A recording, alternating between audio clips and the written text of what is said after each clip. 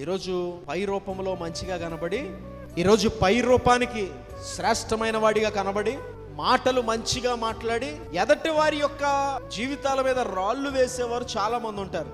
వాడు ఈ పాపంలో ఉన్నాడు, వీడు ఈ పాపంలో ఉన్నాడు, వీడు ఆమెతో, ఆమె వీడితో అని నిరంతరము వీటినే పట్టుకుని రాళ్ళు వేసేవారు ఉన్నారు. అయితే ఈ వాక్య ప్రకారంగా మనం ఆలోచన చేసిన ఎడల అసలు వ్యభిచారి కానివాడు ఎవడు అనేది నిరూపించడం ఎలాగా? ఇక్కడ అంటున్నాడు, శరీరంతో చేస్తేనే కాదు, మోహపు చూపుతో చూస్తేనే వ్యభిచారం చేసినవాడు. ఈ లెక్కలో అసలు నేను ఎప్పుడు ఏ స్త్రీ వైపు, ఏ పురుషుని వైపు మోహపు చూపుతో చూడలేదు అని ఎవడు చెప్పగలడు?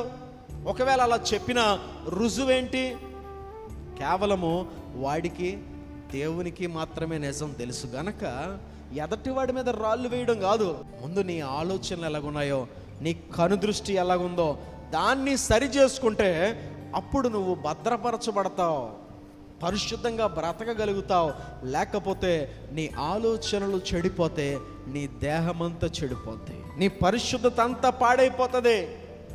దేవుడు ఆలోచనలు ఎరిగిన వాడు. దేవునికి స్తోత్రం.